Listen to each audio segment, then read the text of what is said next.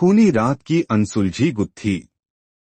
यह कहानी एक छोटे से गांव की है, जहां एक रहस्यमयी हत्या ने सभी को हिलाकर रख दिया। एक ठंडी सर्द रात थी, जब गांव के मंदिर के पुजारी ने सुबह के पूजा के लिए मंदिर का दरवाजा खोला और खून से सनी जमीन पर एक लाश पड़ी देखी। यह लाश गांव के सबसे अमीर जमींदार ठाकुर रघुवीर सिंह की थी। ठाकुर रघुवीर सिंह अपने बड़े से हवेली में अकेले रहते थे।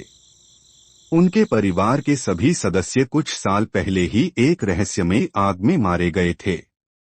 गांव वालों का मानना था कि ठाकुर की हवेली पर किसी आत्मा का साया था। उस रात ठाकुर को किसी ने आखिरी बार गांव के पुराने कुएं के पास देखा था। उन्होंने कुछ अजीब आवाजें सुनी थीं और वहां एक अज्ञात व्यक्ति से बहस करते हुए देखे गए थे। अगले दिन उनकी लाश मंदिर के पास मिली। गांव का दरोगा इंस्पेक्टर पांडे इस केस की जांच में लगा। उन्होंने ठाकुर की हवेली, उनके रिश्तेदारों और उनके पुराने दुश्मनों से पूछताछ शुरू की, लेकिन कुछ भी स्पष्ट नहीं हो पाया। दरोगा ने कुछ सबूत इकट्ठे किए। एक ठाकुर की जेब में एक पुरानी तस्वीर मिली, जिसमें एक महिला और एक बच्चा था। दो मंदिर के पुजारी ने दावा किया कि उन्होंने रात में मंदिर के पास सफेद साड़ी में एक औरत को रोते हुए देखा था।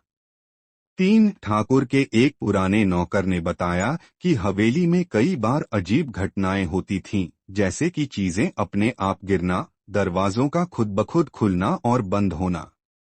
जब दरोगा पांडे ने तस्वीर की गहराई से जांच की, तो उन्हें पता चला कि वह महिला ठाकुर की पहली पत्नी थी, जिसे ठाकुर ने समाज के डर से ठुकरा दिया था। उनका बेटा उसी गुस्से और बदले की आग में बड़ा हुआ और आखिरकार ठाकुर की हत्या कर दी। लेकिन गांव वालों का मानना है कि उस खूनी रात सिर्फ इंसान का हाथ नहीं था, बल्कि ठाकुर की हवेली में रहने वाली आत्माओं ने इस घटना को अंजाम दिया।